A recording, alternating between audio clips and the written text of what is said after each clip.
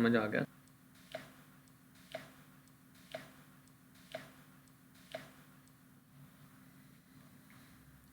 Introduction to Quranic cycle.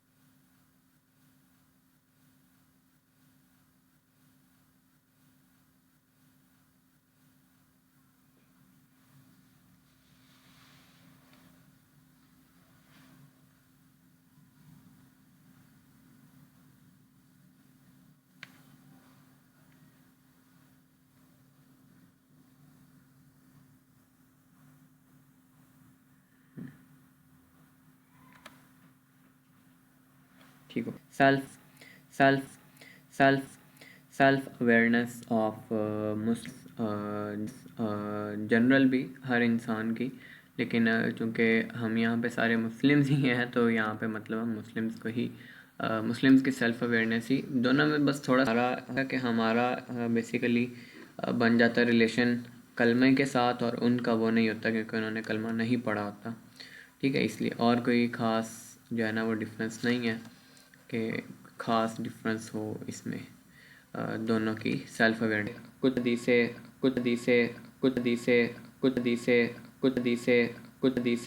قدسی ہے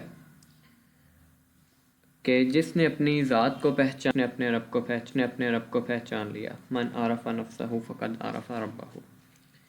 اور اللہ تعالیٰ نے قرآن پاک میں بھی فرمایا سنریہم آیاتنا فی الآفاق وفی انفسہم حتی یتبین لہم انہ الحق، کہ ہم ان قریب ان کو آفاق میں بھی اور خود ان کی اپنی ذات میں بھی اپنی نشانیاں دکھائیں گے، یہاں تک کہ ان پر ظاہر ہو جائے گا کہ یہ جو قرآن ہے یہ حق ہے.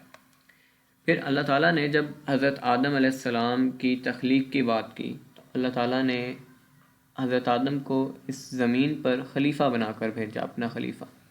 تو اب خلیفہ کس کو بولتے ہیں کہ جو کوئی بادشاہ اپنا کسی کو نائب بنا کے بھیجے. تو اب جو خلیفہ ہوتا ہے نا وہ خود مختار نہیں ہوتا، مطلب یہ کہ وہ بالکل آزاد نہیں ہوتا. جو بادشاہ نے قیود لگائی ہوتی ہیں ان کے اکارڈنگ وہ اس میں سارے کام کرنے ہوتے ہیں. تو حضرت آدم یہاں پہ خلیفہ بن کے اس زمین پر آئے، اور اسی طرح تمام مسلمان جو ہیں وہ اللہ تعالیٰ کے، تمام انسان جو ہیں وہ اس زمین پر اللہ تعالیٰ کے خلیفہ ہیں. ٹھیک ہے، مین کام جو ہے. اب اللہ تعالیٰ نے قرآن پاک میں بہت ساری جگہوں پہ مینشن ہے یہ، ٹھیک ہے، کہ جو ہمارا مین مقصد ہے، ہماری جو مین پہچان ہے وہ اللہ تعالیٰ کا خلیفہ ہونا. یہ جب انسان اپنے آپ کو جان لے کہ میں اتنی بڑی ذات کا یہاں پہ خلیفہ بن کے آیا ہوں تو ہمارے سارے کام ٹھیک ہو جاتے ہیں. ٹھیک ہے، اب اس میں ظاہری بات ہے کچھ پہلے سٹیپس بھی آتے ہیں کہ اب آپ سیلف اویئرنیس سے مراد کیا لیتے ہیں.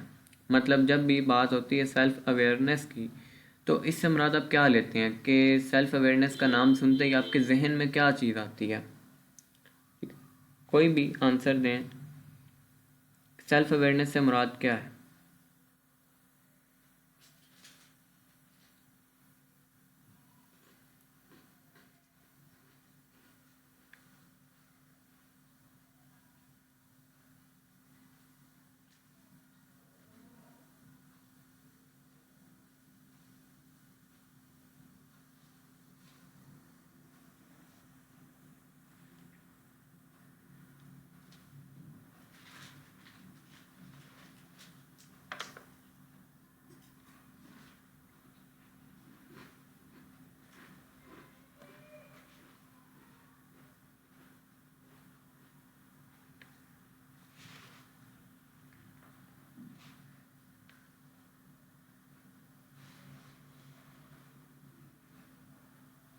نہیں، یہ تو جانوروں کو بھی پتہ ہوتا ہے نا ان کے لیے کیا اچھا کیا برا.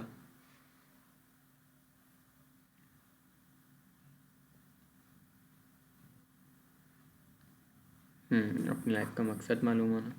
اس میں دو چیزیں آ جاتی ہیں نا، کہ جیسے ایک انسان کو اس معاشرے میں رہنا ہوتا ہے، اس کی کلچر کی جو سائیکالوجی ہوتی ہے پوری اس کے اندر رہتے ہوئے وہ اپنے آپ کو اویئر کرنے کی کوشش کرتا ہے. اور ایک دوسرا ہوتا ہے کہ ایز اے ہیومن بینگ جو انسان ہے وہ اس حساب سے وہ اپنے آپ کو دیکھتا ہے کہ وہ اویئرنیس کے لیے وہ اپنے آپ کو کس طرح دیکھ رہا ہے. ٹھیک ہے، یہ آنسر کچھ ٹھیک ہے. اقصا کا اپنی لائف کا مقصد معلوم. دیکھیں سیلف اویئرنیس میں نا دو چیزیں آتی ہیں. ہم دو چیزوں سے مل کے بنے. ایک ہماری فزیکل باڈی ہے، ایک ہماری اسپریچول باڈی ہے. ٹھیک ہے، جو فزیکل باڈی کے نیڈز ہیں نا یہ جانوروں کو بھی پتہ ہوتی ہیں. لائک آپ فزیکل جو آپ کے اسٹرکچرز ہیں، فزیکل جو آپ کے آرگنز ہیں نا، ان کی بیس پہ آپ کسی سے بھی اشرف نہیں ہیں، کسی سے بھی افضل المخلوقات نہیں ہیں. اور جو ایک باطنی چیزیں آتی ہیں نا ان کی بھی نیڈز لائک جیسے وہ بھی بیسیکلی ہے تو فزیکلی کہ جیسے فزیکل نیڈز یہ کہ جیسے آپ کو کھانا چاہیے، ٹھیک ہے، پانی چاہیے، آپ کو لباس چاہیے پہننے کے لیے، آپ کو جو ہے اپنے اچھے برے کی تمیز، آپ کو جو ہے اس کے علاوہ مطلب غصہ بھی آتا ہے. یہ ساری چیزیں ہیں، یہ ساری چیزیں آپ کے جو آرگنز ہیں، دل ہے، جگر ہے، یہ ساری چیزیں تو جانتی ہے. وہ کھانا کھاتے ہیں، انہیں جب پیاس لگتی ہے وہ پانی پیتے ہیں. تو آپ میں اور جانوروں میں یا دوسری مخلوقات میں فرق کس چیز کا ہے؟ فرق ایک چیز کا ہے کہ آپ کو اللہ تعالیٰ نے روح دی ہے. ٹھیک ہے، ان کی جو روح ہے نا وہ افضل نہیں ہے. ٹھیک ہے، آپ کی اور ان کی جو ڈفرینس ہے نا وہ صرف اللہ تعالیٰ نے جو انسانوں کو اپنی طرف سے جب حضرت آدم کو اللہ تعالیٰ نے بنایا کہ میں نے اللہ تعالیٰ نے فرمایا سے روح پھونکوں گا، تو یہ جو روح ہے یہ آپ کی افضلیت کی وجہ ہے. ٹھیک ہے، اور اس کے ہے وہ مقصد بھی ہے. وہ مقصد کیا ہے کہ آپ نے اس زمین پہ آ کے اللہ تعالیٰ کے جو نظام ہے اس کو قائم کرنا تھا. جس طرح اللہ تعالیٰ ہم نے سٹارٹ میں ہی آیت کی کہ اللہ تعالیٰ نے فرمایا کہ ہم ان کو آفاق میں اور خود ان کی اپنی ذات میں. ٹھیک ہے، اب آفاق میں کس طرح سسٹم چلتا ہے ایک پورا، اور آپ کی اپنی ذات میں بھی سیم ویسے پورا یونیورس اسٹیبلش ہے کہ ایک آرگن ہے. ٹھیک ہے، تو وہ اگر کوئی کام نہ کرے تو پوری باڈی کا نظام سیم لائک یونیورس پورا ایک سسٹم آرگنائز کر کے بھیجا ہے. تو آگے اللہ تعالیٰ نے کہا کہ یہ سب نشانی ہمیں اس لیے انہیں دکھاتے ہیں تاکہ یہ غور کریں کہ یہ قرآن حق ہے. اور قرآن کے بارے میں اللہ تعالیٰ نے فرمایا کہ اگر ہم انہیں اس قرآن کو پہاڑوں پر نازل کرتے تو پہاڑ جو ہے وہ خوف کے مارے ریزہ ہو جاتے. لیکن انسان نے اس کو قبول کیا اور انسان جو ہے وہ جاہل اور ظالم. تو انسان نے قرآن کا میسج دینے کے لیے اس دنیا میں آیا. ٹھیک ہے، اور یہی آپ کی سیلف اویئرنیس ہے. کیونکہ آپ کی باڈی کے، اور جیسے ہم نے سٹارٹ میں بات کر لیا کہ آپ اپنی باڈی کی بیس پہ، آپ اپنی سینسز کی بیس پہ دوسری مخلوقات سے افضل نہیں ہیں. ٹھیک ہے، وہ تو جانوروں کے پاس بھی ہیں، وہ ایموشنز کی بیس پہ آپ ان سے افضل نہیں ہیں. ٹھیک ہے، جانوروں کو بھی دور سے دیکھ کے پتہ چل جاتا ہے کہ یہ جو جیسے میرے پاس آ رہا ہے یہ مجھے کھانا کھلانے کی نیت سے آ رہا ہے یا مجھے پکڑنے کی نیت سے آ رہا ہے. تو ایموشن وائز، آپ کے آرگن وائز، آپ کی نیڈز یہ ساری میچ کرتی ہیں. ٹھیک ہے، اب جو آپ کی روح ہے اس کے بارے میں ہمیں زیادہ ایکسپلینیشن میں جانے سے اللہ تعالیٰ نے منع فرمایا. آپ صلی اللہ علیہ وسلم سے نا یہودیوں نے 3 سوالات کیے تھے نبوت کو ٹیسٹ کرنے کے لیے. ان میں سے 2 سوالات سورہ کہف میں آئے ہیں کہ ذوالقرنین کا بارے میں پوچھا تھا. اللہ تعالیٰ نے جو جواب دیا تھا نا وہ باقی دونوں جوابوں کی نسبت مختلف تھا. باقی دونوں جوابات اللہ تعالیٰ نے ڈیٹیل میں دیے. روح کے بارے میں اللہ تعالیٰ نے کہا وَيَسْأَلُونَكَ عَنِ الرُّوحِ قُلِ الرُّوحُ مِنْ أَمْرِ رَبِّي. تم سے روح کے بارے میں سوال کرتے ہیں، کہہ دو کہ یہ میرے رب کا ایک امر ہے، ایک شان ہے. تو یہ جو روح ہے یہ اللہ تعالیٰ کا امر ہے، اس سے زیادہ کہنے کی ہمیں اجازت نہیں ہے. اور اللہ تعالیٰ نے ایک جگہ کہا کہ أَلَا لَهُ الْخَلْقُ وَالْأَمْرُ، کہ سب مخلوق بھی اسی کی ہے، امر بھی اسی کا ہے. تو ہمارا جو جسم ہے یہ مخلوق ہے اور ہماری روح جو ہے یہ امر ہے. اب امر بھی بیسیکلی ہے تو مخلوق کے زمرے میں آتا ہے، لیکن یہ ایک ڈیفرنٹ جہان سے ہے، ہمارا جسم ڈیفرنٹ جہان سے ہے. تو مخلوق جو ہے، ٹھیک ہے، وہ ہمارا جسم ہے، اور روح ہمارا جو ہے وہ عالم امر سے تعلق رکھتی ہے. جیسے آپ نے اکثر دیکھا ہوگا کہ آپ خوابوں میں بہت ساری چیزیں دیکھتے ہیں. ٹھیک ہے، اور وہ بعد میں 2-3 دن کے بعد سچ ہو جاتی ہیں. ٹھیک ہے، کیونکہ خواب میں آپ بیسیکلی عالم امر میں ہوتے ہیں. نیند جو ہے اس کو آدھی موت اس لیے کہا گیا. تو عالم امر کا تعلق اس دنیا سے نہیں ہے.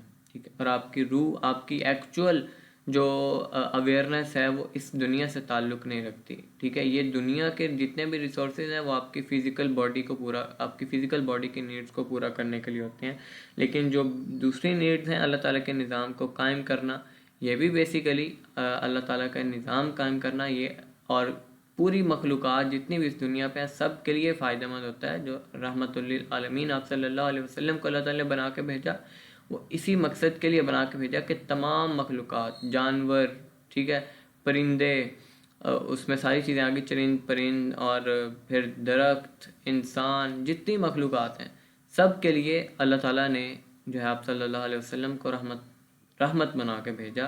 تو جب انسان، ایک مسلمان اپنے آپ کو پہچان لیتا ہے تو وہ پوری دنیا کے لیے، تمام جہان کے لیے رحمت بن جاتا ہے، ٹھیک ہے. یہ آپ کی جو ہے وہ ایک، میں پھر آپ کا کمنٹ پڑھتا ہوں. تو ایک انسان، اب بات ہی میری بھول گئی، آپ کا کمنٹ پڑھ کے کیا بات کر رہے تھے ہم. خیر چلیں آگے چلتے ہیں.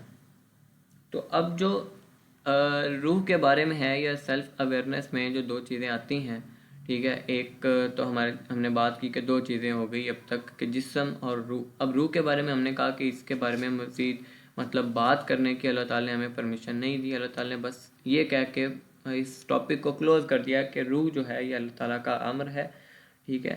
اور اللہ تعالیٰ نے ایک جگہ کہا ہے کہ سب مخلوق بھی اسی کی ہے اور سب امر بھی اسی کا ہے. اب اللہ تعالیٰ نے ہمیں کیا کہا ہے کہ اللہ تعالیٰ نے کہا ہے کہ والذین جاہدوا فینا لنہدینہم سبلنا. ہمارے ذمہ کیا ہے؟ ہمارے ذمہ صرف کوشش ہے، ٹھیک ہے، جہد مسلسل ہے. کہ اللہ تعالیٰ نے فرمایا کہ جن لوگوں نے ہمارے لیے کوشش کی ہے، جہاد کیا ہے، ہم ان کو ضرور اپنے رستے دکھا دیں گے، ٹھیک ہے. اور جس نے ریاضت کے تمام مراحل طے نہیں کیے تو اس سے جو روح کی حقیقت ہے وہ بیان کرنے کی اجازت نہیں ہے. لیکن اب ریاضت سے پہلے ہم دل کی آرمی جو ہے، دل کا لشکر ہے، اس کو جانتے ہیں، ٹھیک ہے. وہ جانیں گے تو پھر ہم اس کے اکارڈنگ جہاد کر سکیں گے نا، ہم کوشش کر سکیں گے اور ہم اپنے آپ کو اس مقصد کے لیے ریڈی کر سکیں گے. تو دل کا لشکر جو ہے نا، جس طرح ہم نے سٹارٹ میں آیت پڑھی کہ انسان کی اپنی ذات میں اللہ کی نشانیاں ہیں، تو ہمارے جسم میں پوری ایک ایک آرگن اللہ تعالیٰ کی نشانی ہے، ٹھیک ہے. تو اب ہم ایک بڑے انٹرسٹنگ پوائنٹ آف ویو سے اس کو پڑھنے لگے ہیں کہ جو ہمارا جسم ہے نا، ٹھیک ہے، یہ روح کی سواری ہے، ٹھیک ہے، اور ہے، ٹھیک ہے، ٹھیک ہے. تو اللہ تعالیٰ نے فرمایا ہے قرآن پاک میں کہ وما یعلم جنود ربک الا ہو، کہ تمہارے پروردگار کے لشکروں کو اس کے سوا کوئی نہیں جانتا، ٹھیک ہے. اب جو ہماری روح ہے، ہمارا اس کو جو ٹرم یوز ہوتی ہے، ٹھیک ہے، اسپریچول آپ کا ہارٹ ہے، ٹھیک ہے، یہ آخرت کے لیے پیدا کی گئی ہے، اور جو ہمارا جسم ہے یہ دنیا کے لیے پیدا کیا گیا. اب جو آپ کی خواہشات ہیں، آپ کی جو ہے خواہشات ہو گئیں، اس کے علاوہ خواہشات کے علاوہ کیا آپ کی بیسک نیڈز آ جاتی ہیں؟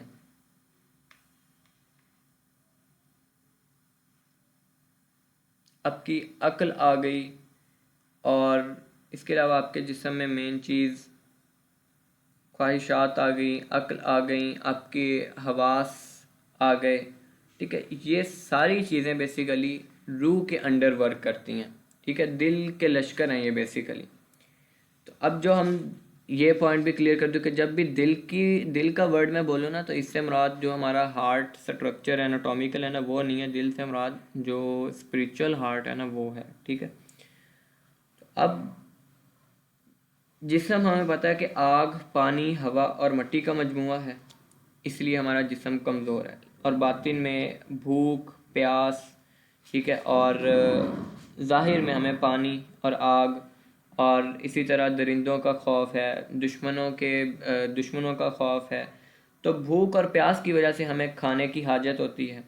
تو اسی لیے ہمیں دو لشکروں کی ٹوٹل حاجت ہوئی. ایک تو ظاہر جیسے ہاتھ ہیں، پاؤں ہیں، دانت ہیں، منہ ہے، ہمارا معدہ ہے، جگر ہے.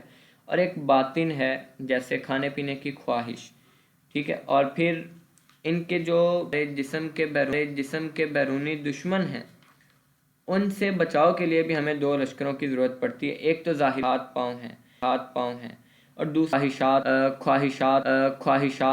خواہشات ٹھیک ہے، شہوت، غصہ، یہ ساری چیزیں. تو اب چونکہ ممکن نہیں ہے کہ بغیر کسی چیز کے دیکھے ہم اسے طلب کریں یا ہم دشمن سے بھاگیں. مطلب ہم دشمن سے کب بھاگتے ہیں؟ جب ہم اسے دیکھتے ہیں. جب ہمارے سامنے دشمن ہے ہی نہیں یا ہمیں اس سے کوئی خطرہ لاحق ہی نہیں ہے تو ہم نہیں بھاگتے. تو اس لیے ہمیں ان ادراکات کے لیے جو ضرورت پیش آتی ہے وہ 5 حواس خمسہ کی آتی ہے، ٹھیک ہے، جنہیں ہم حواس خمسہ بولتے ہیں، کہ دیکھنا، سونگھنا، چکھنا، چھونا، اور 5 ہی ہمارے حواس باطنی ہوتے ہیں. ایک تخیل، ایک تفکر، ایک تحفظ، ایک تذکر اور ایک توہم. یہ تھوڑی سی فلاسفیکل باتیں ہیں لیکن اس کو غور سے سنیں گے، آپ کو ابھی ایک ایگزامپل کے ساتھ سمجھاتا ہوں، سمجھ آ جائے گی. ٹھیک ہے، اب ہر ایک قوت کے لیے ایک خاص کام ہے، اور جتنی بھی یہ حصے ہیں حواس خمسہ، باطنی اور ظاہری، ان سب کا جو سینٹر ہے نا وہ دماغ ہے. ٹھیک ہے، اور اگر کسی ایک میں بھی ان میں امبیلنس ہو، کوئی خلل پڑ جائے تو آدمی پھر دنیا اور دین جو ہے نا ان کا بیلنس کھو بیٹھتا ہے. دین اور دنیا میں پھر انسان بلنڈر کرنے لگ جاتا ہے. حواس باطنی میں ریپیٹ کر دیتا ہوں. ایک ہماری امیجینیشن کی جو قوت ہے یہ حواس خمسہ باطنی میں پہلی قوت ہے. پھر جو ہماری قوت تفکر ہے، پھر قوت تحفظ ہے، پھر قوت تذکر اور قوت توہم. ٹھیک ہے، اب جو یہ جتنے بھی ابھی تک ہم نے آرگنز دیکھے ہیں فزیکل ہیں، اور ہماری جو ایک انویزیبل نیڈز ہیں یا انویزیبل سٹرکچرز ہے باڈی کے، یہ سارے دل کے انڈر کام کرتے ہیں. ٹھیک ہے، اور دل جو ہے یہ سب کا امیر ہے، بادشاہ ہے. جب زبان کو دل نے حکم دینا ہے تو بولتی ہے، ہاتھ کو حکم دیتا ہے تو ہاتھ پکڑتا ہے، پاؤں کو حکم دیتا ہے دل تو پاؤں چلتے ہیں، آنکھ کو حکم دیتا ہے تو آنکھ دیکھتی ہے. ٹھیک ہے، اسی طرح دل اگر قوت فکر کو حکم دے گا تو قوت فکر پھر سوچتی ہے. پھر ان سب کو ہم دل نے اپنا فرما بردار بنایا تاکہ یہ سب آرگنز کیا کریں؟ جسم کی حفاظت کریں، اور دل بھی پھر ٹھیک رہے. لیکن جب جسم ہی محفوظ نہ رہے تو پھر جو سوار ہے یعنی روح ہے وہ بھی افیکٹ ہوتی ہے. تو اب دل کے لشکر کی تفصیل بہت لمبی ہے، لیکن جو ہمارا اس سے مقصد ہے نا وہ ایک مثال سے میں اب آپ کو سمجھاتا ہوں کہ جسم جو ہمارا ہے یہ ایک شہر ہے. ٹھیک ہے، ہاتھ پاؤں جو ہیں، جو ہمارے اعضاء ہیں، ٹھیک ہے، یہ شہر کے اندر جو پیشہ ور ہوتے ہیں وہ ہیں. جو ہماری خواہشات ہیں، ٹھیک ہے، شہوت ہے، غصہ ہے، شہوت ہے، ٹھیک ہے، یعنی کھانے پینے کی خواہش ہے، جمع کرنے کی خواہش ہے، یہ ساری جو ہے نا اس کے جو عملی کام کرنے والے ہیں وہ ہیں. اور غصہ جو ہے نا یہ کوتوال ہے، کوتوال جو جیل کا محافظ ہوتا ہے نا وہ. اور دل جو ہے یہ بادشاہ ہے، عقل جو ہے یہ اس کی وزیر ہے. اب بادشاہ کو نا ان سب کی ضرورت ہوتی ہے، پیشہ وروں کی، عملی کام کرنے والوں کی، کوتوال کی اور وزیر کی. اب یہ سب ٹھیک کام کریں تو پھر بادشاہت کا نظام ٹھیک رہتا ہے. لیکن جو ہماری خواہشات ہیں کھانے پینے کی، جمع کرنے کی، ان کو ہم ٹوٹل شہوت بولتے ہیں، یہ جو ہے نا جھوٹی ہے اور مطلب طمع رکھنے والی ہوتی ہے. اس کی نیچر ایسی ہے کہ ہم جتنا مرضی کھا پی لیں پھر بھی ہمارے سامنے کوئی مزے کی چیز ہے کہ پھر بھی دل کرے گا. تو جو خواہشات ہیں نا یہ بیسیکلی انسان کے اندر طمع لے کے آتی ہیں اور جھوٹی ہوتی ہے، بیسیکلی اسے ہم جھوٹ کے اندر کاؤنٹ کرتے ہیں. اب جو وزیر ہے یعنی عقل ہے یہ ہمیشہ خواہشات کی مخالفت کرتی ہے، جو اس کی فطرت ہے، اور ہمیشہ یہی چاہتی ہے کہ جو ہماری مملکت ہے یعنی ہمارا شہر ہے اس کے تمام مال کو جو ہے نا وہ محفوظ رکھے، بچا کے رکھے. اور جو غصہ ہے یعنی کوتوال ہے یہ بہت سخت فطرت کا ہوتا ہے. ٹھیک ہے، بہت سختی کرتا ہے، ہمیشہ مار دھاڑ کو پسند کرتا ہے. اب جس طرح بادشاہ جو ہے تمام باتوں میں وزیر سے مشورہ لیتا ہے اور جو طمع کرنے والی چیز ہے، خواہشات ہیں، ان کو بھی کنٹرول رکھتا ہے، اور وزیر کے خلاف نہ اس کا کہا نہیں سنتا. ٹھیک ہے، اور اس کے علاوہ کوتوال کو بھی خواہشات پہ مسلط رکھتا ہے تاکہ وہ بہت زیادہ بگڑے نہیں. کوتوال کو بھی ڈانٹتا رہتا ہے تاکہ وہ کوتوال بھی حد سے نہ بڑھے. تو اس کے ایسا کرنے سے جو سلطنت کا نظام ہے، مملکت کا نظام ہے، وہ درست رہتا ہے. اب اگر بادشاہ دل جو ہے یہ بھی وزیر عقل کے مشورے سے کام کرے اور شہوت اور غضب کو عقل کا محکوم رکھے، عقل کو ان کے حوالے نہ کرے، تو تب ہماری جو بدن کی سلطنت ہے اس کا نظام درست رہتا ہے اور ہم سعادت کے رستے پہ چلتے ہیں، اور جناب الہی میں پہنچنا اور اللہ تعالیٰ کا خلیفہ بننے کا جو رستہ ہے وہ ہمارے لیے آسان ہو جاتا ہے، اور ہم اس کو پورے جہان کے لیے رحمت بن جاتے ہیں۔ اور اگر ہم عقل کو اپنی خواہشات کا، شہوت اور غضب کا مقید کر دیں، یعنی ہم اپنی عقل کو اپنی خواہشات کے تابع کر لیں، تو پھر ہماری سلطنت ویران ہو جاتی ہے، جسم کا نظام درہم برہم ہو جاتا ہے، ہماری روح بھی اس سے افیکٹ ہو جاتی ہے اور ہم اپنی سیلف اویئرنیس سے نکل جاتے ہیں اور بادشاہ بدبخت جو ہے پھر ہلاک ہو جاتا ہے۔ ہاں جی حسن، آپ نے ہینڈ ریز کیا ہے۔ اس کو نا پلیز تھوڑا ریپیٹ کر دیں کہ عقل کو کس کے حوالے نہیں کرنا؟ عقل کو خواہشات کے حوالے نہیں کرنا، کیونکہ خواہشات ہمیشہ انسان میں طمع اور جھوٹ لے کے آتی ہے، ہمیشہ ایک کچھ چاہنے کی جو فطرت ہے نا وہ خواہشات کے تھرو ہی آتی ہے۔ تو اگر ہم خواہشات کو عقل کے انڈر رکھیں تو پھر انسان ٹھیک رہتا ہے، لیکن اگر ہم عقل کو خواہشات کے حوالے کر دیں اور خواہشات کو ہم ڈومینیٹ کر دیں تو پھر عقل بیچاری محکوم ہو جاتی ہے اور ہمارے جو جسم کا نظام ہے درہم برہم ہو جاتا ہے، اور بادشاہ یعنی ہماری روح وہ بھی پھر ہلاک ہو جاتی ہے۔ اب یہ سب جو اتنی ہم نے تھوڑا ڈیپ باتیں کی ہیں، فلاسفیکل باتیں کی ہیں، اب اس کو تھوڑا ایزی کر کے سمجھتے ہیں کہ اب جو خواہشات ہیں، شہوت ہے، غضب ہے، اس کو کھانے پینے کے لیے اور بدن کی حفاظت کے لیے پیدا کیا گیا ہے۔ تو یہ دونوں ہماری باڈی کے کیا ہیں؟ خادم ہیں، نوکر ہیں۔ اور کھانا پینا کیا ہے؟ یہ ہمارے بدن کا چارہ ہے، اور بدن کی حواس کا بوجھ اٹھانے کے لیے نا پیدا کیا گیا انہیں۔ تو جسم خادم حواس ہے، اور جو حواس ہے نا یہ عقل کی جاسوسی کا کام کرتے ہیں، تو تاکہ جو ان کی معرفت ہے نا وہ اللہ تعالیٰ کی جو عجیب و غریب ایک سنتیں ہیں ان کو جانیں۔ تو جو حواس ہیں یہ خادم عقل ہیں، اور حواس اور عقل ہم نے کہا کہ یہ دل کے لیے پیدا کی ہے تاکہ وہ دل کے لیے شمع اور چراغ کا کام اللہ کے نور کو دیکھے۔ جو دل کے لیے کیا ہے؟ جنت ہے، کہ اللہ تعالیٰ کے نور کو دیکھنا، اللہ تعالیٰ کو پہچاننا، یہ اصل میں ہمارا جو سیلف اویئرنیس ہے وہ یہ ہے، ٹھیک ہے۔ سیلف اویئرنیس سے اگلا سٹیپ اللہ تعالیٰ کی اویئرنیس کا آتا ہے۔ تو عقل جو ہے یہ دل کی خادم ہے، اور دل کی جو نیچر ہے، جو روح کی نیچر ہے، ٹھیک ہے، وہ اللہ تعالیٰ کو دیکھنا، اللہ تعالیٰ کے جمال کو دیکھنا ہے، ٹھیک ہے۔ تو اللہ تعالیٰ کی بارگاہ کا پھر انسان کا جسم بھی، انسان کی روح بھی خادم بن جاتی ہے جب یہ بالکل بیلنس میں رہتی ہیں چیزیں، جو حق تعالیٰ نے فرمایا بھی ہے کہ وَمَا خَلَقْتُ الْجِنَّ وَالْإِنسَ إِلَّا لِيَعْبُدُونَ، کہ میں نے جنوں اور انسانوں کو اس لیے پیدا کیا ہے تاکہ میری عبادت کریں۔ اب عبادت کیا ہوتی ہے؟ کہ اللہ تعالیٰ کے احکامات ہیں وہ ماننا، ٹھیک ہے، یعنی نوکری کرنا، کہ اللہ تعالیٰ نے جو آرڈر دیا ہے وہ پورا کرنا، اس کو عبادت بولتے ہیں، ٹھیک ہے۔ یہاں تک سمجھ آیا؟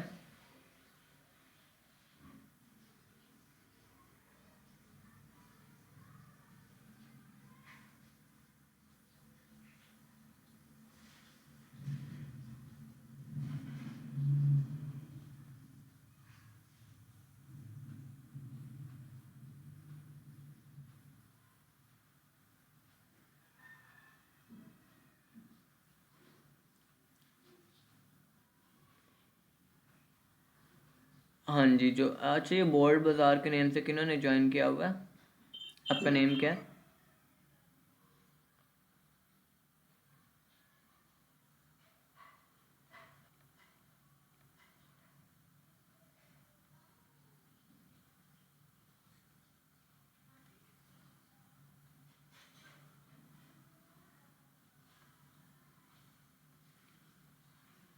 دیکھیں یہ بات بالکل ٹھیک کیا کہ اللہ تعالیٰ نے قرآن ہمیں دیا کہ ہم قرآن پاک کو پڑھ کے اپنے دل کو خوبصورت، یہ دل کو خوبصورت بنانا کیا ہوتا ہے؟ مطلب ہمارا جو فزیکل ہارٹ اسٹرکچر ہے نا، اس سے مراد وہ نہیں ہوتی، اس سے مراد ہماری جو ایک روح ہے نا، اس کو بیسیکلی اسلامک فلسفی میں یعنی جو دل کو اتنی امپورٹنس ہے نا کہ اگر دل ٹھیک ہے تو پورا جسم ٹھیک ہے، تو یہ دل روح کو کہا جاتا ہے بیسیکلی.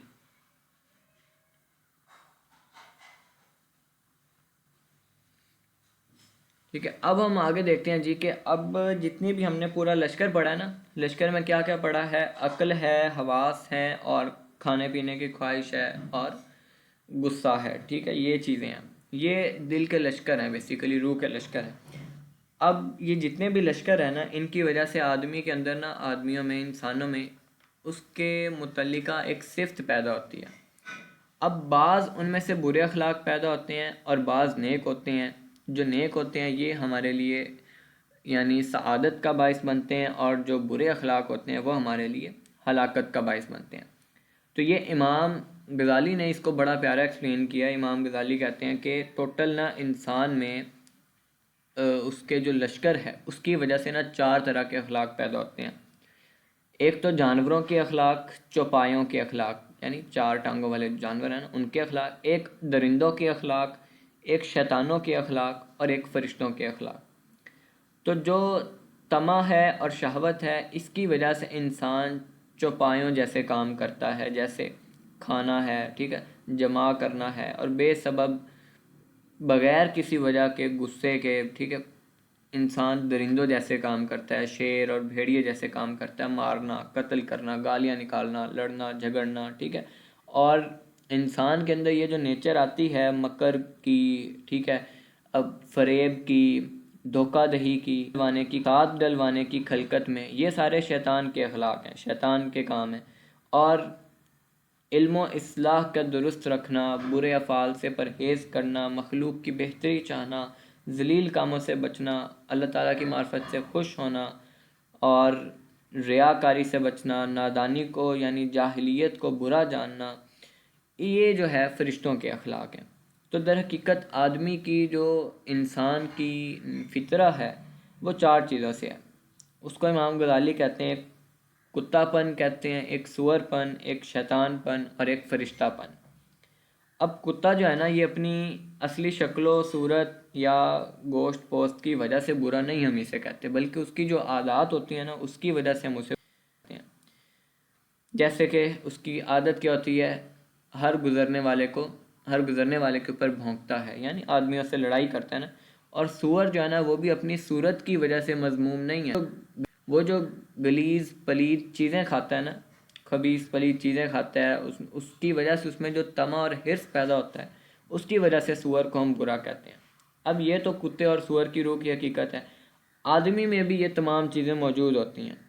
اور اسی طرح فرشتوں اور شیطانوں کی حقیقت بھی ہے کہ آدمی کے لیے فرمایا کہ نور عقل سے، فرشتوں کے آثار و انوار سے، شیطان فریب ہیں ان کو معلوم کرے تاکہ رسوا نہ ہو، اور شیطان اس سے فساد نہ کر سکے. جیسے کہ بہت مشہور حدیث ہے، آپ صلی اللہ علیہ وسلم نے فرمایا کہ ہر آدمی کے لیے ایک شیطان ہے، اور میرے لیے بھی ہے، لیکن اللہ تعالیٰ نے مجھے اس پر فتح دی ہے، اور وہ مجھ سے مغلوب ہو گیا اور مجھے برائی پر آمادہ نہیں کر سکتا. تو اس لیے آدمی کے لیے فرمایا کہ اس حرص اور شہوت کے، سور اور غصے کے کتے کو با ادب ہے، اس کا محکوم رکھے تاکہ بغیر عقل کے، حکم کے وہ کوئی کام نہ کریں. اور اگر آدمی اس پر عمل کرے گا تو پھر انسان نیک اخلاق والا بن جائے گا جو اس کی سعادت کا باعث ہوں گے. اور اگر اس کے خلاف عمل کرے گا، الٹا کتے اور سور کا خادم بن جائے گا، اپنی عقل کو بھی ان کا خادم بنا لے گا، تو پھر اس میں برے اخلاق پیدا ہوں گے جو کہ ہماری بدبختی اور ہلاکت کا باعث بنتے ہیں. اور یہ اس کو ابھی بڑی ایک ڈیپ ایگزامپل سے ہم سمجھتے ہیں کہ اگر اس کو ہم بری حالت، خواب یا بیداری یا حالت کشف میں ہم دکھلائیں نا، تو اپنے آپ کے کتے یا سامنے ہاتھ باندھے ہوئے ہم پائیں گے. اب جیسے اگر ہم کسی مسلمان کو کسی کافر کے قبضے میں دے دیں، اور کافر جو اس سے سلوک کرے گا وہ تو کرے گا، یہ کیا کرے گا. اسی طرح اگر ہم کسی فرشتے کو کتے یا سور کے حوالے کر دیں تو اس کا بھی حال جو ہے وہ اس سے بھی بدتر ہوگا. تو اگر لوگ انصاف سے کام لیں، اپنے آپ کو اپنی خواہشات کا غلام نہ بنائیں، ٹھیک ہے، برے اخلاق کا غلام نہ بنائیں، تو انسان رہتا ہے، ٹھیک ہے، فرشتوں سے بھی معزز بن جاتا ہے۔ لیکن اگر انسان خود کو ان کے انڈر کر دے تو پھر انسان جو ہے وہ ان جیسا بن جاتا ہے، یعنی ان کی باطنی شکل ان جیسی ہو جاتی ہے، اور یہ قیامت کے روز راز عیاں ہوگا جب ان کا ظاہر ان کے باطن کی شکل پر ہوگا، جن پر شہوت ہے، حرص ہے، ہو جاتی ہے۔ تو لوگ قیامت میں اس شخص کو سور کی حالت میں دیکھیں گے، اور جن پر غصہ غالب رہتا ہے دنیا میں وہ غصے والے رہتے ہیں، ٹھیک ہے، یعنی ٹھیک ہے، یعنی جانوروں جیسا غصہ، تو وہ بھیڑیے یا کتے کی شکل میں قیامت کے روز نظر آئیں گے، ٹھیک ہے۔ اور یہ مطلب کوئی وہ ایسی امیجنیٹو بات نہیں ہے، یہ واقعی میں ایسا ہونا ہے۔ قیامت کے روز انسان ایسی جو جتنے برے اخلاق کا ہوگا اسی جانور کی شکل میں اس کی وہ نظر آئے گی ہمیں حقیقت، ٹھیک ہے۔ اسی طرح جب ہم خواب میں بھیڑیا دیکھتے ہیں نا تو اس کی تعبیر ظالم مرد کی ہوتی ہے، ٹھیک ہے، اور اگر کوئی خواب میں سور دیکھے تو اس کی ہم تعبیر کرتے ہیں کہ یہ پلید جو مرد ہے۔ خواب کو ہم نے جیسے پہلے ہی کہا کہ یہ آدھی جو ہے نا موت ہوتی ہے، ٹھیک ہے، اور انسان ایک دوسرے جہان میں ہوتا ہے، تو انسان کو اس کے اکارڈنگ یعنی نظر آتا ہے۔ جیسے اکثر ہم دیکھتے ہیں خواب میں کہ کبھی سانپ ہم پہ حملہ کر رہا ہے تو سانپ نہیں کر رہا ہوتا، اس کی تعبیر یہ ہوتی ہے اوپر کوئی انسان ہی حملہ کرے گا جو سانپ کی نیچر کا ہوگا، ٹھیک ہے۔ تو یہ بہت بڑا راز ہے، اور اس سے زیادہ ایکسپلینیشن کی تو مطلب یہ دماغ ہمارے جو ہے نا وہ اڑ جائیں گے۔ تو ابھی تک ہم نے یہ دیکھ لیا کہ ہمارے جو باطن ہے نا اس کے 4 حکمران ہیں، ٹھیک ہے۔ اب آپ یہ دیکھیں اپنے آپ کو بھی، سب سے پہلے تو اپنے آپ کو دیکھنا ہے نا، اپنے آپ کو، ہاں جی میں آپ کو دیتا ہوں، اس کا ریفرنس بھی دیتا ہوں۔ بات کیا کر رہے تھے؟ ہاں، ابھی ہم نے کہا کہ ہم نے ٹوٹل ابھی تک دیکھا کہ ہمارے باطن کے 4 حکمران ہیں۔ اب آپ نے سب سے پہلے تو اپنے آپ کو دیکھنا ہے کہ ہماری حرکات اور سکنات ان چاروں میں سے کس کی اطاعت میں ہے، اور یقین کریں جو ہم حرکت کرتے ہیں اس سے ہمارے باطن میں ایک صفت پیدا ہوتی ہے، اور اس جہاں میں وہ ہماری کہہ لیں کہ کمپینین ہوتی ہے، اور انہی صفات کو ہی ہم اخلاق کہتے ہیں، اور تمام اخلاق جو ہے نا یہ انہی 4 حکمرانوں سے پیدا ہوتے ہیں، یعنی چوپایوں کے، درندوں کے، شیطانوں کے اور فرشتوں کے اخلاق۔ تو اگر تو ہم شہوت کے سوار ہوں، ان کے یعنی انڈر کام کریں، اور پلیدی، بے حیائی، حرص، خوشامد، ذلت، حسد، کسی کے نقصان پہ خوش ہونا، یہ ہمارے اندر کوالٹیز ہوں، تو پھر ہم جو ہے وہ چوپایوں کے اخلاق میں آتے ہیں کہ ہم چوپائے۔ اور اسی لیے تو اللہ تعالیٰ نے قرآن پاک میں کہا نا کہ یہ تو اللہ تعالیٰ نے واضح طور پہ کہا کہ یہ تو چوپایوں سے بھی بدتر ہیں۔ کافروں کی اگزامپل دیتے ہیں، اللہ تعالیٰ نے کہا نا کہ یہ چوپایوں سے بھی بدتر ہے، ٹھیک ہے۔ اور پھر اگر ہمارے اندر اس کو یعنی ہم کنٹرول کریں کہ ہم میں قناعت ہو، حیا ہو، شرم ہو، دانائی ہو، نیکی ہو، ٹھیک ہے، ہمارے اندر طمع نہ ہو، اس طرح کی صفات ہوں، تو پھر ہمارے اندر یہ وہ نیک صفات ہوتی ہیں۔ اور اسی طرح اگر ہمارے اندر جو ہے پلیدی، بہت بڑے بڑے بول بولنا، غرور، تکبر، بڑائی چاہنا، طنز کرنا، دوسرے کو ذلیل و خوار جاننا، لوگوں سے لڑنا، یہ صفات ہوں تو ہم مطلب کیا ہیں، درندوں کے اخلاق والے ہیں، ٹھیک ہے۔ اور اگر ہم ان کو اپنے انڈر کر لیں تو پھر ہمارے اندر جو ہے وہ صبر و تحمل، ٹھیک ہے، عفو و درگزر، ثابت قدمی، شجاعت، ٹھیک ہے، اور عزت اور بزرگی کی صفات پیدا ہو جاتی ہیں۔ اور اگر ہم شیطان کی اطاعت کرنے والے ہوں، ٹھیک ہے، اب شیطان کیا کرتا ہے، کتے اور سور دونوں کی لڑائی کرواتا ہے نا، ان کو مکر و فریب سکھاتا ہے، دھوکہ دینا، ٹھیک ہے، خیانت کرنا، مکر و فریب کرنا، وہ چیزیں دکھانا جو ایکچول میں ایگزسٹ ہی نہیں کرتی۔ تو یہ ساری چیزیں اگر ہمارے اندر پائی جائیں تو پھر ہم شیطان کے اخلاق والے ہوتے ہیں۔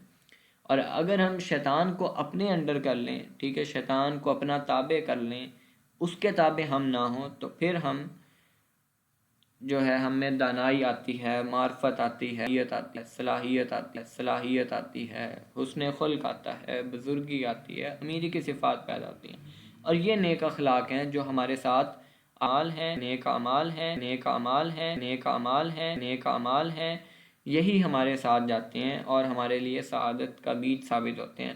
اور ایسے افعال، ایسے کام جن سے یہ برے اخلاق پیدا ہوتے ہیں نا، انہیں ہی ہم بیسیکلی گناہ کہتے ہیں، اور جن سے اچھے اخلاق پیدا ہوتے ہیں اس کو ہم عبادت کہتے ہیں۔ اور آدمی کے اعمال ان دو کنڈیشن میں سے ہوتے ہیں، یا تو وہ ٹھیک ٹھیک ٹھیک ہے۔ اب یہ ہم نے حقیقت دیکھ لی ہے کہ آپ اب اپنے آپ کو سب سے پہلے دیکھیں کہ آپ کس کے انڈر کام کر رہے ہیں، ٹھیک ہے۔ تو اگر انسان میں خامیاں ہوتی ہیں تو پھر انسان جب پورے ایک لشکر کو جانتا ہو تو پھر اس کے اکارڈنگ کام لے لیتا ہے، ٹھیک ہے۔ تو بس یہ ہے کہ خواہشات کے انڈر نہیں آنا ہوتا، بلکہ اپنی عقل کا سہارا لے کے اپنے آپ کو نیکی کے رستے پہ چلانا ہوتا ہے۔ اس لیے تو اللہ تعالیٰ نے جگہ جگہ پہ کہا ہے کہ تم عقل سے کام کیوں نہیں لیتے، تم سوچتے کیوں نہیں، دماغ کی اہمیت اتنی امپورٹنس نہیں دی اللہ تعالیٰ نے۔ تو ہماری جو عقل ہے یہ بیسیکلی وزیر کا کام کرتی ہے، ٹھیک ہے۔ تو اس کو ہمیشہ جو ہے نا وہ ڈومیننٹ رکھتے ہیں، ٹھیک ہے۔ اس کو ڈومیننٹ نہیں کرتے ہیں ہم اپنی خواہشات کا یا اپنے اعمال کا۔ اور آدمی کا دل جو ہے نا یہ آئینے کی طرح روشن ہوتا ہے، اور یہ برے اخلاق جو ہے یہ اس کے لیے زنگ ہوتے ہیں، جس سے ایک حدیث بھی ہے کہ جب انسان کوئی گناہ کرتا ہے تو اس کے دل پہ ایک سیاہ داغ لگ جاتا ہے، اور حتیٰ کہ ایسے ہی ہوتا ہے وہ گناہ کرتا جاتا ہے اور اس کا پورا دل سیاہ ہو جاتا ہے، ٹھیک ہے۔ اور جو دل زنگ والا سیاہ دل ہوتا ہے، ٹھیک ہے، وہ پھر اللہ تعالیٰ کے جمال سے محروم رہتا ہے، اور وہی بیسیکلی اسی دل کو ہم کہتے ہیں کہ یہ گناہ گار دل ہے، ٹھیک ہے۔ اور صحیح حدیث ہے کہ اب صلی اللہ علیہ وسلم نے اس لیے تو فرمایا کہ ہر برائی کے بعد، یعنی ہر گناہ کے بعد نیکی کر لے تاکہ برائی کا اثر ختم ہو جائے۔ اب اس کا یہ مطلب نہیں ہے کہ ہم برائی یہی سوچ کے کریں کہ بعد میں نیکی کر لوں گا تو مینیج ہو جائے گا، اس طرح نہیں۔ مطلب اگر ہے پہلے زندگی میں گناہ تو پھر اس کو کاؤنٹر کرنے کے لیے ہم کیا کرتے ہیں، نیکیاں کرتے ہیں، وہ نیکیاں ان گناہوں کو مٹا دیتی ہیں، ٹھیک ہے۔ اور اللہ تعالیٰ نے قرآن مجید میں فرمایا ہے کہ نجات والا قیامت کے روز وہی ہوگا جو قلب سلیم لے کے آیا، ٹھیک ہے۔ تو اب قلب سلیم کی امپورٹنس، قلب کی امپورٹنس اب آپ پہ واضح ہوگی کہ ظاہری بات ہے ہم آخرت میں قیامت میں اسی باڈی کے ساتھ تو ظاہری بات ہے وہاں پہ ہوں گے بھی نہیں نا، تو اسی دل کے ساتھ یعنی نہیں ہوں گے، یہ ہمارا تو جب بھی دل کی بات آتی ہے قرآن مجید میں تو یہ فزیکل سٹرکچرڈ ہارٹ کی بات نہیں ہوتی، ٹھیک ہے۔ اللہ تعالیٰ نے کہا کہ وہی بیسیکلی سلامتی پائے گا، نجات پائے گا جو قلب سلیم لے کے آئے گا اللہ کے پاس۔ تو اب آدمی کا دل جو ہے نا وہ اگر اس کی ابتدائی خلقت دیکھیں تو وہ لوہے کی طرح ہے، ٹھیک ہے، جس سے ہم روشن ایک آئینہ بناتے ہیں جس میں پھر پورا جہان نظر آتا ہے، ٹھیک ہے، اگر ہم اس کی حفاظت کرتے رہیں۔ اور اگر اس کو زنگ لگ جائے، زنگار لگ جائے تو پھر اس سے آئینہ نہیں بن سکتا۔ اللہ تعالیٰ نے اس لیے تو فرمایا ہے قرآن پاک میں سورہ المطففین میں کہ کَلَّا بَلْ رَأْنَ عَلَىٰ قُلُوبِهِمْ مَا كَانُوا يَكْسِبُونَ، کہ دیکھو یہ جو برے اعمال کرتے ہیں ان کا ان کے دلوں پر زنگ بیٹھ گیا۔ اب شاید یہ ساری باتیں سننے کے بعد آپ کے مائنڈ میں آ رہا ہو کہ جب آدمی میں درندوں کی، چوپایوں کی، فرشتوں کی خصلتیں ہیں تو ہم یہ کس طرح سمجھیں کہ جو ہماری اصل ہے وہ فرشتہ پن ہے، ٹھیک ہے۔ اور ہم کس طرح جانیں کہ ہم جو ہے وہ فرشتوں کے اخلاق حاصل کرنے کے لیے پیدا کیے گئے ہیں، نہ کہ دوسری صفات حاصل کرنے کے لیے۔ تو سمجھ لیں اس کو کہ آدمی جو ہے وہ چوپایوں اور درندوں سے شریف تر ہے، کامل تر ہے، اور اللہ تعالیٰ نے ہر شے کو کمال دیا، اور کمال ہی بیسیکلی اس کا آخری درجہ ہے، اور اسی کے لیے ہی ہمیں پیدا کیا۔ اب اس کی مثال یہ ہے کہ گھوڑا جو ہے نا گدھے سے شریف ہے، ٹھیک ہے، یعنی شریف یعنی اس سے تھوڑی افضلیت رکھتے ہیں۔ اب یہ افضلیت کس بیس پہ ہے کہ گدھے کو ہم بوجھ اٹھانے کے لیے یعنی یوز کرتے ہیں، اور گھوڑے کو جہاد اور جنگ میں یوز کرتے ہیں، ٹھیک ہے۔ اب تاکہ جو اب ظاہری بات ہے کوئی گدھے پہ بیٹھ کے جنگ پہ چلا جائے تو اس کا حال کیا ہوگا، ٹھیک ہے. اب گھوڑے کو بھی بیسیکلی بوجھ اٹھانے کی قوت تو ہے. اب دونوں میں ایک چیز کامن ہے کہ دونوں بوجھ تو اٹھاتے ہیں، لیکن دونوں میں جو افضلیت ہے وہ کس بیس پہ ہے، پرپز، ٹھیک ہے، کہ دونوں کی ڈائریکشن میٹر کر رہی ہے نا. اب اگر ہم گھوڑے کو بجائے جنگوں میں اور جہاد میں لے جانے کے اس سے گدھے والا کام لیں، ٹھیک ہے، اس سے سامان کا بوجھ اٹھوائیں، تو پھر وہ بھی گدھے کے مرتبے کا ہو جائے گا، اور یہ پھر اس کے لیے کیا ہلاکت ہے، نقصان ہے.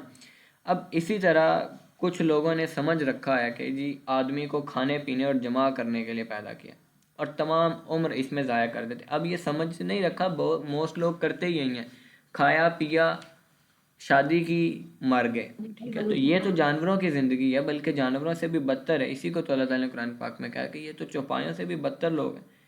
اب بعض لوگوں نے یہ خیال رکھا ہے جی کہ آدمی کو دوسری چیزوں پر غلبہ حاصل کرنے کے لیے پیدا کیا، ٹھیک ہے، جیسے ترک یا عرب کے لوگ سمجھتے ہیں. اب یہ دونوں غلط ہیں، کیونکہ کھانا اور جمع کرنا یہ دونوں بیسیکلی شہوت سے تعلق ہوتا ہے. یہ جانوروں کو بھی دی گئیں. جیسے جو اونٹ ہے یہ آدمی سے زیادہ کھاتا ہے، ٹھیک ہے، اور چڑیا جو ہے نا یہ آدمی سے زیادہ بیسیکلی وہ جمع کی شوقین ہوتی ہے. تو پھر آدمی ظاہری بات ہے ان اوصاف کی بیس پہ تو ان سے بزرگ نہیں ہوتا نا. یعنی اگر ہم یہ اوصاف دیکھیں جی کھانے پینے کی وجہ سے ہم افضل ہیں، ٹھیک ہے، یا ہم نسل آگے اپنی بڑھانے کی وجہ سے افضل ہیں دوسروں سے، تو یہ تو ہم نے ابھی دیکھ لیا کہ اونٹ کھانے میں ہم سے زیادہ بڑا ہے تو اس کو افضل ہونا چاہیے اگر یہ معیار ہم رکھیں. اور چڑیا کو نسل بڑھانے کے لحاظ سے ہم سے افضل ہونا چاہیے کہ اس میں جو ایک پاور ہوتی ہے سیکشل وہ انسانوں سے زیادہ ہوتی ہے.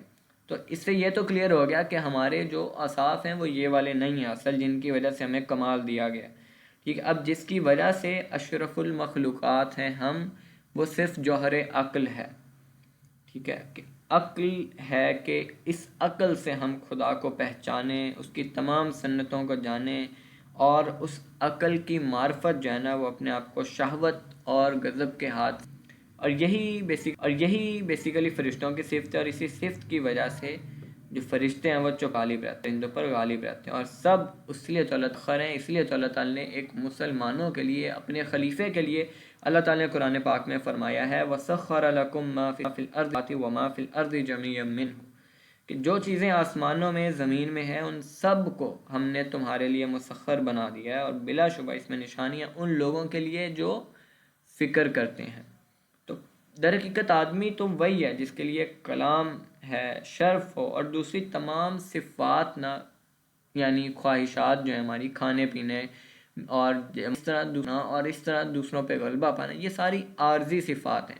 جو ہمارے ساتھ دائمی صفات رہتی ہیں وہ یہ صفات ہے کہ جو ہمارے نیک اخلاق ہیں، فرشتوں کے اخلاق ہیں، ٹھیک ہے. اور انہی کی بیس پہ ہی بیسیکلی ہم اللہ تعالیٰ کے ساتھ ان آخرت رہیں گے. قرآن پاک میں سورہ قمر میں اللہ تعالیٰ نے ارشاد فرمایا فی مقعد صدق عند ملیک مقتدر، کہ پاک مقام میں ہر طرح کی قدرت رکھنے والے بادشاہ کی بارگاہ میں. تو آدمی کے ساتھ اب ایک چیز، اگر تو اس نے نیک اعمال کیے ہوں، فرشتوں کے اخلاق والا ہو، تو پھر تو انسان اللہ تعالیٰ کی بارگاہ میں رہتا ہے.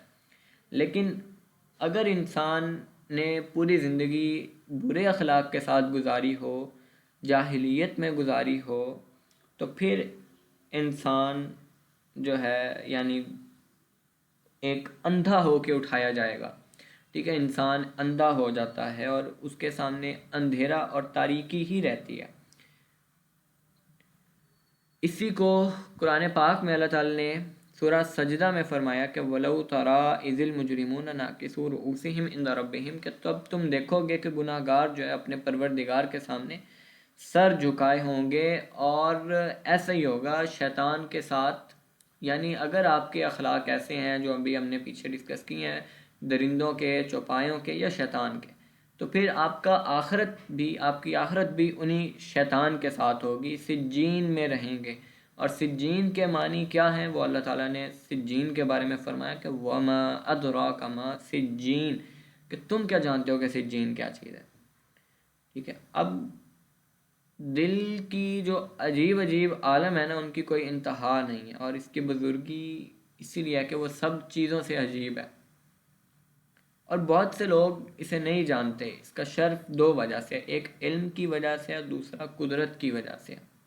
اس کی علمی اور بزرگی جو ہے نا، وہ بھی پھر آگے فردر اس کی بہت ساری ٹائپس ہیں، جسے اس میں کچھ ٹائپ ایسی ہیں جو سب انسان سمجھ سکتے ہیں، اور دوسری بہت ہی چھپی ہوئی پوشیدہ اس کی بیسیکلی خصائص ہیں، اوصاف ہیں، جسے ہر ایک نہیں جانتا۔ ٹھیک ہے، اس کو ہم انشاءاللہ کنٹینیو کریں گے آگے۔ بہت ساری مزید مزے کی باتیں ہیں، ٹاپکس ہیں جو ہم پڑھیں گے۔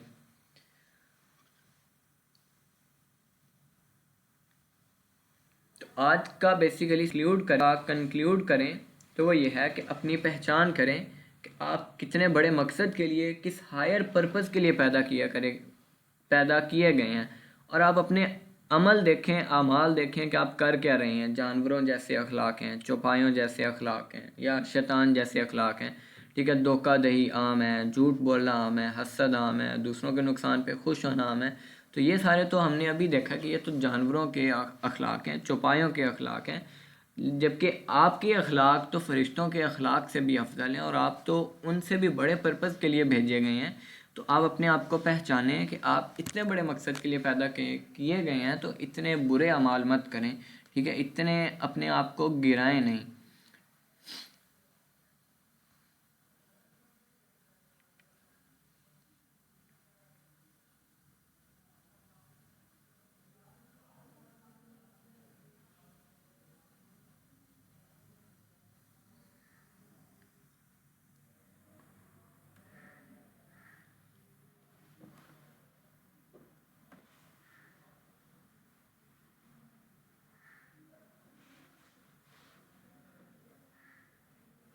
ابھی ایک منٹ میٹنگ میں ہی رہیے گا، میں آپ کو نا ایک حدیث سینڈ کر لوں، اس کا ریفرنس دیکھ لوں، میں آپ کو بھیجتا ہوں۔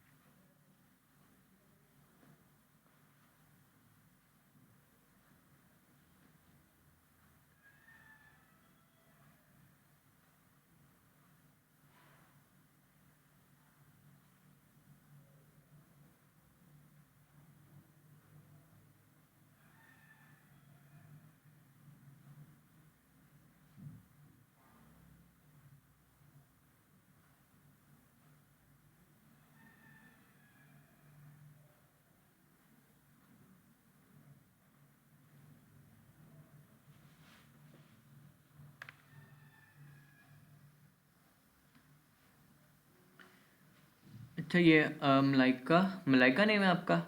آپ نے جو پوچھا نا، اس کی ایگزیکٹ ویسے مطلب کوئی حدیث تو ایز سچ میں نظر سے نہیں گزری، لیکن جو مطلب ہم نے پڑھا ہے نا، یہ بیسیکلی ایک فلاسفی ہے، امام غزالی کی فلاسفی ہے کہ انسان یہ چار اخلاق جیسا ہوتا ہے، اور جس طرح کا انسان کا بیسیکلی حشر، مطلب جس طرح کا وہ دنیا میں رہا ہوگا، ویسے ہی وہ آخرت میں اٹھایا جائے گا۔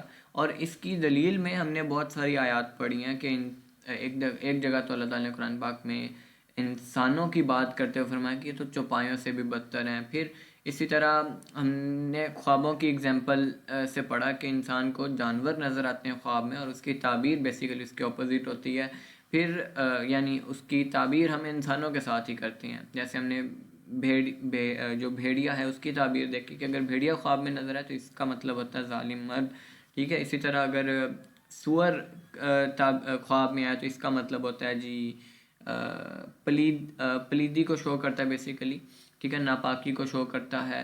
اور اسی طرح یعنی جو ایکچوئل ڈیمونسٹریشن ہے لائک کہ جیسے حدیث ہے کہ جب انسان غیبت کرتا ہے نا اپنے کسی بھائی کی تو وہ اس طرح ہے کہ جیسے مردہ بھائی کا گوشت کھاتا ہے. اور اس کی ایکچوئل مطلب دیکھیں آپ قیامت کے روز کیا تصویر بنے گی. آپ نے جس کسی کی غیبت کی ہوگی نا قیامت کے روز اس شخص کا وہ پارٹ نہیں ہوگا وہاں پہ, اور وہ ہمارے سے حساب لینے آئے گا کہ یہ اس نے جو ہے نا میرا یہ پارٹ لیا ہے, چرایا ہے. تو یہ بیسیکلی پوری ایک فلسفی ہے. ٹھیک ہے. اب اس معاملے میں ایگزیکٹ حدیث کی اسی شکل میں اٹھایا جائے گا تو وہ ایز سچ ہمیں نہیں ملتی. ٹھیک ہے. ٹھیک ہو گیا. واٹ اٹ جزاک اللہ خیر. باقی انشاءاللہ نیکسٹ سیٹرڈے میں اس کو فردر ڈسکس کریں گے.